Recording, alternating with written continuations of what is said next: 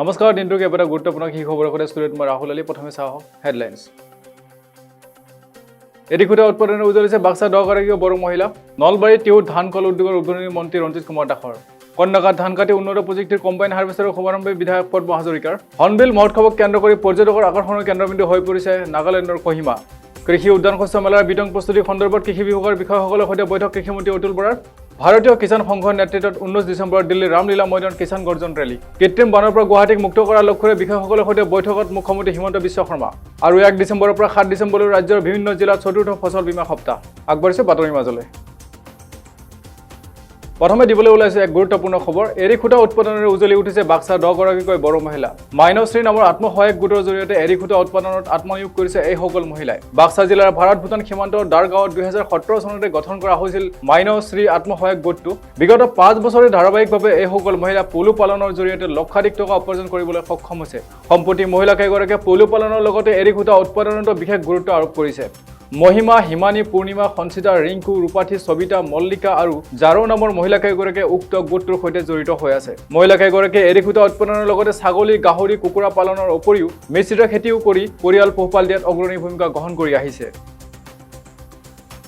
আগবাঢ়িছে পৰৱৰ্তী বাতলৈ নলবাৰী জিলাৰ কৃষকৰ বাবে আছে ভাল খবৰ টিহু বজালী কৃষি বিকাশ উৎপাদক গোটৰ অধীনত নলবাৰী টিহুত দেওবাৰে মুকলি হয় বৃহৎ ধান কল উদ্যোগ স্থানীয় বিধায়ক তথা জ্যেষ্ঠ কেবিনেট মন্ত্ৰী ৰঞ্জিত কুমাৰ দাসে ফিতা কাটি উদ্বোধন কৰে উক্ত ধান কলটো 650 কৃষকৰ অংশীদাৰ থকা এই উদ্যোগত প্ৰতি ঘণ্টাত 2 টন চাউল উৎপাদন কৰা হ'ব বুলি জানিব পৰা গৈছে তাৰোপৰি অঞ্চলটোৰ কৃষকৰ ধান ক্ৰয় কৰি ৰখাও হ'ব এই গুদামত অসম জহা নামৰ ব্ৰেণ্ডত উৎপাদন হ'ব থলুৱা কৃষকৰ এই জৈৱিক চাউল টিহু তথা বজালী অঞ্চলৰ কৃষক এই উদ্যোগৰ পৰা উপকৃত হ'ব বুলি জানিব পৰা গৈছে উদ্যোগটোৰ পৰিচালন সঞ্চালক বাণী কলিতাই সভাপতিত্বত অনুষ্ঠিত উক্ত উদ্বোধনী সভাত মন্ত্ৰী ৰঞ্জিত কুমাৰ দাস অসামৰিক যোগান নিগম লিমিটেডৰ পৰিচালন সঞ্চালক দিগন্ত দাস বিশেষ কাৰ্যবাহী বিষয়া প্ৰফুল্ল শইকীয়া অসম প্ৰদূষণ নিয়ন্ত্ৰণ বৰ্ডৰ অধ্যক্ষ ডক্টৰ অৰূপ মিশ্ৰ নলবাৰী জিলা কৃষি বিষয়া যোগেশ্বৰ ৰাজমিৰি নলবাৰী জিলা উদ্যোগ আৰু বাণিজ্য কেন্দ্ৰৰ সহ প্ৰবন্ধক বিশ্বজিৎ পেগু সমন্বিতে আন কেইবাগৰাকী বিশিষ্ট ব্যক্তি উপস্থিত থাকে মুখ্যমন্ত্ৰী সমগ্ৰ গ্ৰাম্য উন্নয়ন যোজনাৰ অধীনত চতিয়া সমষ্টিৰ চকীঘাট কৃষি উৎপাদক কোম্পানীত প্ৰদান কৰা হয় এখন উন্নত প্ৰযুক্তিৰ কম্বাইন হাৰভেষ্টাৰ কন্যাকা বহুমুখী পামৰ পৰিচালন সঞ্চালক তথা চতিয়া সমষ্টিৰ বিধায়ক পদ্ম হাজৰিকাই কন্যাকাৰ পথত নিজে ধান কাটি শুভাৰম্ভণি কৰে উক্ত কম্বাইন হাৰভেষ্টাৰ শুভাৰম্ভণি অনুষ্ঠানত উপস্থিত থাকে শোণিতপুৰ জিলা কৃষি বিষয়া পংকজ শইকীয়া মহকুমা কৃষি বিষয়া প্ৰাঞ্জল শৰ্মা কৃষি উন্নয়ন বিষয়া ময়ূৰ বৰুৱাৰ সমন্বিতে কন্যাকা পৰিয়াল আৰু কৃষকসকল উল্লেখযোগ্য যে মুঠ 25 লাখ টকা মূল্যৰ এই অত্যাধুনিক প্ৰযুক্তি কম্বাইন হাৰভেষ্টাৰখন কৃষি উৎপাদক কোম্পানীলৈ চৰকাৰে 90% ৰেহাই মূল্যত প্ৰদান কৰে নাগালেণ্ডৰ ৰাজধানী কহিমাত উৎসৱৰ মধু আলোড়ন 23 সংখ্যক হৰ্ণবিল উৎসৱ 2022 নাগালেণ্ডৰ নগা হেৰিটেজ ভিলেজ কিছামত আৰম্ভ হৈছে 1 ডিচেম্বৰৰ পৰা 10 ডিচেম্বৰলৈ চলিবলগীয়া নাগালেণ্ডৰ বিখ্যাত হৰ্ণবিল মহোৎসৱক কেন্দ্ৰ কৰি কহিমা হৈ পৰিছে পৰ্যটকৰ আকৰ্ষণৰ কেন্দ্ৰবিন্দু ৰাজধানী কহিমাত এই উৎসৱ উপলক্ষে অনুষ্ঠিত হৈছে নাইট কাৰ্নিভেল থলুৱা খাদ্য আৰু সম্ভাৰক বিশ্বমুখী কৰাৰ চেষ্টা নগা মহিলা আৰু ছাত্ৰ-ছাত্ৰী 20 বছৰতকৈ অধিক সময় হোৱা নাগালেণ্ডৰ এই বিশাল হৰ্ণবিল উৎসৱ সমগ্ৰ বিশ্বৰ পৰা অহা দৰ্শনাৰ্থীসকলক আদৰণি জনোৱা হৈছে 10 দিনীয়া এই বিশেষ উৎসৱত দৰ্শনাৰ্থীসকলে নাগা জনজাতি আৰু তেওঁলোকৰ সংস্কৃতি স্বকীয়তা সম্পৰ্কে জানিবলৈ সুযোগ পাব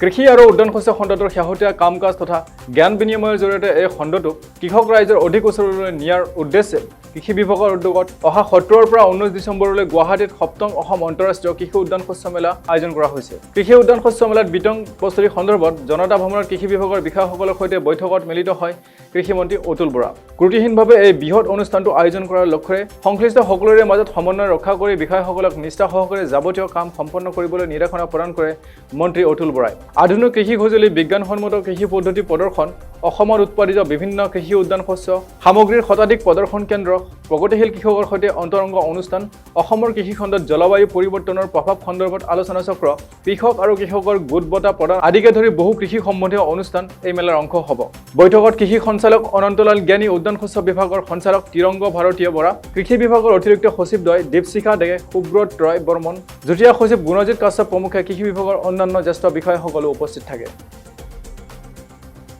ভাৰতীয় কিষাণ সংঘৰ নেতৃত্বত সমগ্ৰ দেশৰ কৃষকসকলে তেওঁলোকৰ ভালেমান দাবীৰ সৈতে 19 ডিচেম্বৰত দিল্লীৰ ৰামলীলা ময়দানত আয়োজন কৰিব এক বিশাল কিষাণ গৰ্জন ৰেলী এই ৰেলীত সমগ্ৰ দেশৰ 550খন জিলাৰ 2 লাখতকৈ অধিক কৃষকে অংশগ্ৰহণ কৰিব বুলি জানিব পৰা গৈছে এই সন্দৰ্ভত ভাৰতীয় কিষাণ সংঘৰ মুখ্য দাবীবোৰ হৈছে ব্যয় আধাৰিত শস্যৰ লাভজনক মূল্য প্ৰাপ্ত কৰা কৃষিজাত ইনপুটৰ ওপৰত GST বাতিল কৰা প্ৰধানমন্ত্ৰী কিষাণ যোজনাৰ ধনৰ পৰিমাণ বৃদ্ধি কৰা GM শস্যৰ ওপৰত নিষেধাজ্ঞা আৰু প্ৰতিটো ক্ষেত্ৰত জলসিঞ্চনৰ পানীৰ চাহিদা ইত্যাদি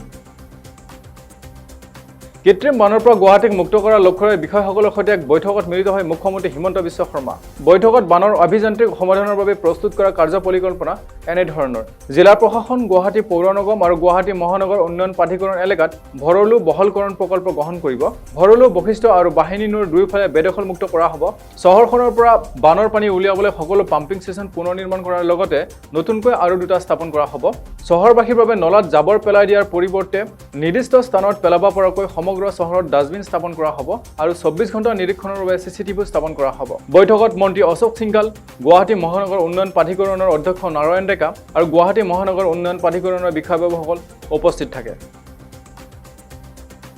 আজাদী কা অমৃত মহোৎসৱৰ লগত সংগতি ৰাখি প্ৰধানমন্ত্ৰী ফচল বীমা যোজনাৰ অধীনত 1 ডিচেম্বৰৰ পৰা 7 ডিচেম্বৰলৈ ৰাজ্যৰ বিভিন্ন জিলাত 4ৰ্থ ফচল বীমা সপ্তাহ পালনৰ কাৰ্যসূচী হাতত লোৱা হৈছে। ৰাজ্যৰ বিভিন্ন জিলাত পঞ্চায়ত আৰু গ্ৰামোন্নয়ন তথা ৰাজহ বিভাগৰ উদ্যোগত অনুষ্ঠিত হোৱা গাঁও সভাসমূহৰ কৃষি বিভাগৰ বিষয়া কৰ্মচাৰীসকলৰ উপস্থিতিত প্ৰধানমন্ত্ৰী কৃষক সন্মান নিধি আৰু প্ৰধানমন্ত্ৰী ফচল বীমা যোজনা আঁচনিৰ ওপৰত আয়োজিত হোৱা সজাগতামূলক সভাৰ কিছু বিশেষ দৃশ্যাংশ।